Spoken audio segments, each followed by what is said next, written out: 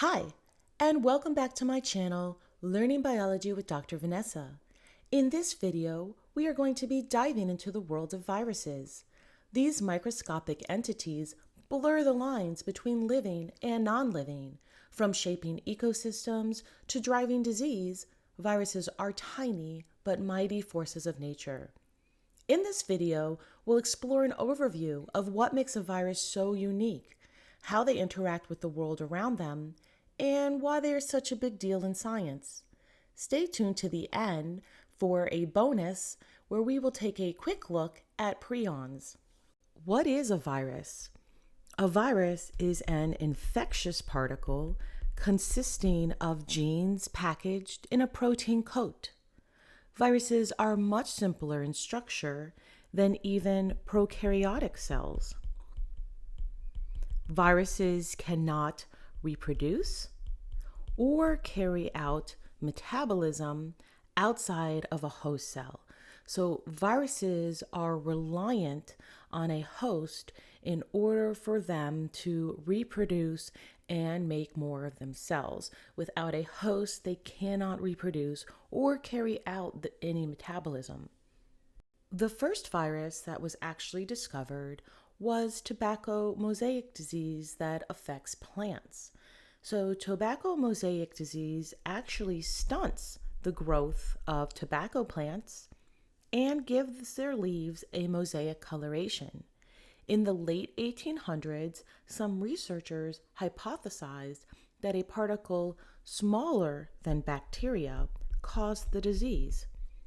Later work suggested that the infectious agent that was causing the disease did not share features with bacteria. They did some research and tried to grow it on nutrient media, for example, like bacteria would grow, and they couldn't culture it. So it suggested that this was an infectious agent that was something different than bacteria. In 1935, Wendell Stanley confirmed this hypothesis by actually being able to crystallize the infectious particle. And we now know it as tobacco mosaic virus, abbreviated TMV. And this was the first virus that was actually able to be isolated, crystallized, and discovered. The experiments with tobacco mosaic virus and these plants that exhibited the disease involved taking extracted sap from the tobacco plant that exhibited tobacco mosaic disease, and then taking that sap and passing it through a porcelain filter that was known to trap bacteria. They were able to take what was actually passed through the filter, meaning bacteria would stay on top of the filter and something even smaller than bacteria would pass through that filter. They would take what passed through that filter and then rub that sap on healthy tobacco plants and see that the healthy plants became infected. And at this point, they knew they were dealing with something that was not bacteria. It couldn't grow on nutrient agar, and it was smaller than bacteria itself, but it was still an infectious agent. Let's take a look at the structure of viruses. Viruses are not cells. A virus is a very small infectious particle which consists of nucleic acid enclosed in a protein coat and, in some cases, a membranous envelope. There's quite a variety to the nucleic acids that can be found within the virus. We also call this the viral genome. And so the viral genome can be either double or single-stranded DNA, or it can be double or single-stranded RNA. So there's all these different varieties, and it's really going to depend what type of virus we're talking about as to what their viral genome would be. Depending on the type of nucleic acid that it has, a virus is called a DNA virus or an RNA virus. And it doesn't matter whether they're double or single-stranded, they're going to be referred to as a DNA or RNA virus. The genome itself can either be a single linear or a circular molecule of the nucleic acid, And viruses have between 3 and 2,000 genes in their genome. The genome of the virus is going to be surrounded and protected by the capsid. So the capsid is the protein shell that encloses the viral genome. All viruses have a capsid. Capsids are built from protein subunits, and those subunits are called capsomeres, and they come together to surround that genome. A capsid can have a variety of different structures, and some viruses have accessory structures that actually help them infect the host cells. In this figure, we can see artistic depictions of what different viruses may look like, and then what they look like under the electron microscope. What we can see is that all viruses have capsids. Okay, so the capsid is going to be made up of these capsomeres, which are small protein subunits. They can arrange differently, and within the capsid, we will have the nucleic acid or that viral genome hidden inside that capsid acting as a protection to the virus's genome. Some viruses, like this virus right here, has an envelope that also surrounds the capsid. Not all viruses have envelopes, but if they do, it's going to be on the outside of the capsid. So out here in the yellow would be the envelope, and then right underneath it, where you can see these little circular proteins that are making it up, that would be the capsid in there. Okay, and so all viruses are going to have a capsid that is going to surround that nucleic acid. As I just mentioned, some viruses can have envelopes, and those viruses can obtain those envelopes from different parts of the host cell. A common way that the virus can obtain an envelope is through the cell membrane of the host cell. It can also take it from other membranes of the host cell, like the endoplasmic reticulum, for example. And what happens is these membranes actually surround the capsids of these viruses, things such as influenza virus and many other viruses that are found in animals. Viral envelopes contain a combination of viral and host cell molecules. So a virus will actually have their own set of things that they come in with, their genome, maybe some different enzymes, but they will also obtain things from the host cell as well. Bacteriophages, also called phages, are viruses that infect bacteria. And if you go back to the figure that I had shown you previously, it is the virus that is on the very far right that looks like something out of a sci-fi movie. They have the most complex capsids that are found among viruses. The phages have an elongated capsid head that encloses their DNA, their viral genome, and they have a protein tailpiece that attaches the phage to the host cell, which is the bacteria, and injects the phage DNA inside. So what these specific viruses do is they don't completely enter into the bacteria. They attach to the surface of the bacteria cell, and then they inject their genome material into the cell itself. So only their genome will go into the bacteria cell. By now, you should be getting the idea that viruses can only replicate within host cells.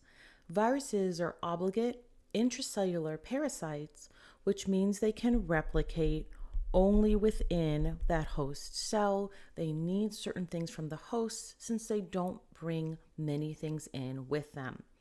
So each virus has a host range, and this is going to be a limited number of host cells that it can infect. So that means that viruses cannot just infect any cell. There is a range of cells that they are limited to. Once a viral genome has entered into a host cell, the host cell itself is going to begin to manufacture those viral proteins that are needed by the virus in order to make more of themselves, because the purpose of the virus is to enter into the host and to replicate itself. The virus is going to make use of host enzymes, ribosomes, tRNAs, amino acids, ATP, and other molecules, basically hijacking the machinery of the host cell. Viral nucleic acid molecules and capsimeres are going to spontaneously self-assemble into new viruses. And so what happens is the virus inserts its genome into there, its nucleic acid into that host cell. Sometimes the entire virus comes into the cell, sometimes just the genome comes into the host cell. It's going to use the different things that are in that host to make more of itself, and then those nucleic acids and capsimeres are going to come together spontaneously, assembling into new virions. This figure gives you an overview of what a virus is going to do when it enters into a host cell. Now, the virus is going to enter into the host cell and uncoat its genome. How this happens is going to differ from virus to virus, but they are all going to allow their genome to enter into the host cell. And so the big overview picture is, why is a virus entering the host cell? From the virus's perspective, it's entering into the host cell basically just to make more of itself. And as it does so, then it can cause disease in its host. And so the virus has to make two main things in order for it to make more of itself. And so when it allows its genome to come into the host cell, it can use the machinery of the host cell in order to make the things it needs to make more of itself. So its genome will actually be replicated to make more genome. In this case, it's DNA. And so more DNA for the virus will be made. And it will also use its DNA to make, or its genome, because it's not always DNA, but it will also use its genome to make protein. So it's going to have to make mRNA, and then it's going to have to make protein in order to make the proteins necessary to reassemble that virus. Within the host cell, hijacking the host cell's machinery, it can make more of its own genome, it can make proteins, and then they can spontaneously reassemble and leave that host cell as new virus particles. So the virus is entering its genome into the cell just to hijack it, make more of itself, be released from the cell, and go do it again in other host cells. Phages are the best understood of all viruses. Since they infect bacteria and bacteria can be grown pretty easily, it is easy to understand the life cycle of these viruses.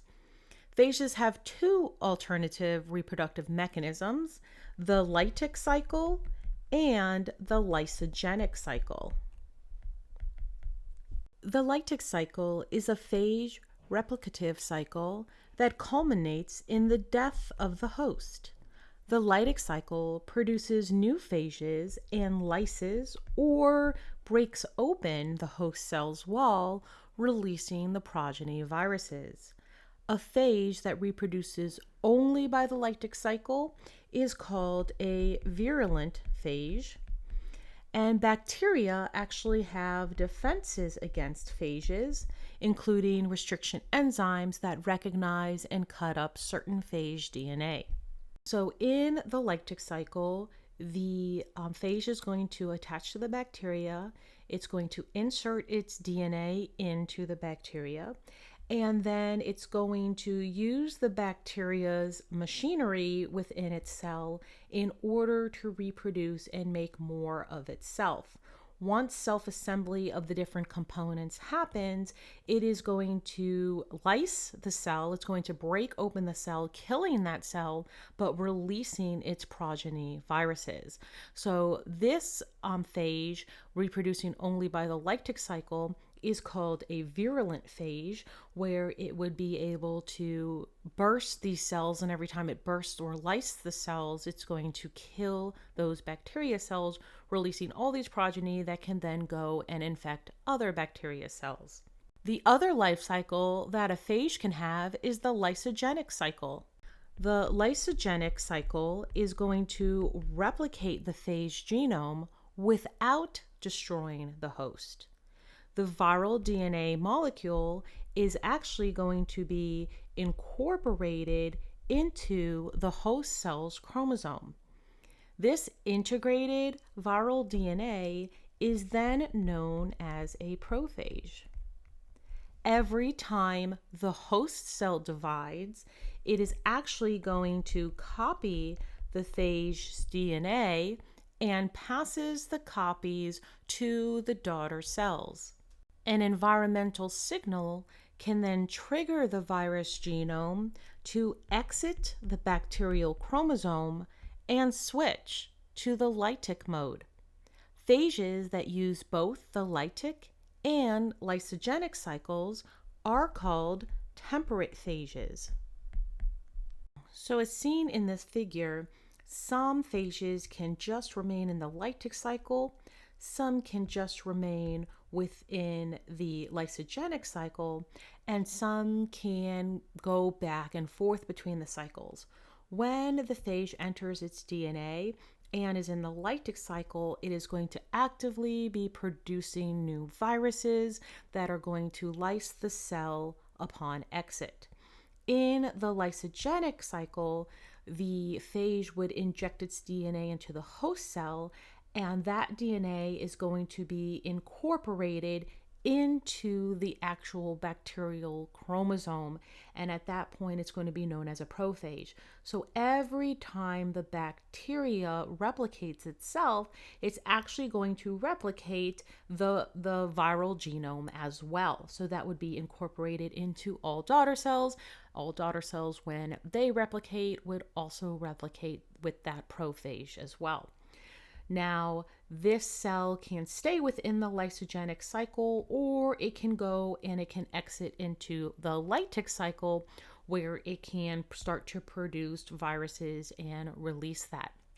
So in the lytic cycle, viruses are going to be produced and released when the cell lyses. It's going to be making more bacteriophages, and those are going to be released by lysis of the cell. In the lysogenic cycle, what's happening is that the DNA from the bacteriophage is being incorporated into the bacterial chromosome, and it's just continuously being replicated. So in the lysogenic cycle, the genome for the bacteriophage is continuously being replicated as new bacterial cells are being made, but no new viruses are going to be made. And in the lytic cycle, new viruses are going to be made and released by lysis. Now, switching back to viruses that infect animals, many of these viruses that infect animals have a membranous envelope, which means they have an envelope that surrounds their capsid, and there are viral glycoproteins on this envelope that bind to specific receptor molecules on the surface of a host cell. This is how the virus can eventually gain entry into the host cell, but first it has to bind to those specific receptor molecules. Some viral envelopes are going to be derived from the host cell's plasma membrane, as I mentioned before, as the viral capsids exit through the host cell's membrane to leave the host cell. Other viral membranes form from the host cell's nuclear envelope and are then replaced by an envelope made from the Golgi apparatus membrane. This figure shows an example of a virus with an envelope that can enter into the host cell, make copies of itself by replicating its genome and its proteins so that it can remake itself. And then as it leaves the membrane of the host cell, it is going to take a part of that membrane with it in order to have its envelope again. Also notice that within the host cell's membrane, this virus has also incorporated its own proteins into the host cell's membrane, so that when it does take a part of the host cell's membrane, it's not only taking that part of the host cell's membrane, but those proteins that it has already embedded within it as well. The broadest variety of RNA genomes is found in viruses that infect animals. Retroviruses use reverse transcriptase to copy their RNA genome into DNA. HIV, or human immunodeficiency virus, is the retrovirus that causes AIDS, which is acquired immunodeficiency syndrome. RNA viruses also have a greater ability to mutate than DNA viruses, and this allows those RNA viruses to remain undetected by the immune system. As I just mentioned, HIV is a retrovirus, and retroviruses can use reverse transcriptase, which is an enzyme, to copy their RNA genome into DNA. Now, because they can copy their RNA genome into DNA, they can then integrate their DNA into a host genome. So when we're talking about animal viruses or human viruses, that viral DNA that is integrated into the host genome is called a provirus. Now, before we were talking about bacteriophages, and bacteriophages also have the ability to integrate their genome into a bacteria, and that is known as a prophage. So a little bit different, where the bacteriophage is inserting its genome into the bacteria, it's known as a prophage. And in this case, where we're talking about animal or human viruses inserting their genome and integrating that into the host genome, that is a provirus. So unlike a prophage, the bacteriophage that is inserting its genome into the bacteria, so unlike a provirus is actually going to remain a permanent resident of the host cell. So it will be there forever. RNA polymerase is going to transcribe the proviral DNA into RNA molecules. The RNA molecules are going to function both as mRNA for the synthesis of viral proteins and as genomes for new virus particles to be released from the cell. Some other things that viruses can do to their host cells is that they may damage or kill those host cells by causing the release of hydrolytic enzymes from lysosomes. Now, lysosomes are cellular organelles that are found within the cells themselves, and if viruses cause them to start releasing their contents, that could cause damage or kill those cells. Some viruses can cause infected cells to actually produce toxins, and those toxins can lead to disease symptoms. Other viruses have molecular components, such as envelope proteins, that are toxic. Vaccines are harmless derivatives of pathogenic microbes that stimulate the immune system to mount defenses against the harmful pathogen. Vaccines can prevent certain viral illnesses. If we can give these vaccines ahead of time, and an individual can mount a response against these harmless derivatives of these microbes, then they will not be able to get the infectious viral illness. Viral infections cannot be treated by antibiotics. They just do not work against viral infections. Antibiotics are for bacterial infections. However, antiviral drugs can help treat, though not cure, viral infections. And one caveat with that is that they need to be given very early on in the viral sickness. Emerging viruses are those that suddenly become apparent. In 2009, a general outbreak or epidemic of a flu-like illness appeared in Mexico and the United States. It was caused by an influenza virus named H1N1. Flu epidemics are caused by new strains of influenza virus to which people have little immunity. Viral diseases in a small, isolated population can emerge and become global. The Ebola virus is one of several emerging viruses that cause hemorrhagic fever and often fatal illness. In 2014, a widespread outbreak or epidemic of Ebola virus occurred. In 2017, 18, and 19, smaller outbreaks occurred in the Democratic Republic of the Congo. Other examples of emerging viruses include the chikungunya virus and the recently emerging Zika virus in 2015. New viral diseases can emerge when viruses spread from animals to humans. Viral strains that jump species can exchange genetic information with other viruses to which humans have no immunity. This is a big issue when these cross exchange that information, and these strains can cause pandemics and global epidemics. Now let's take a quick look at prions.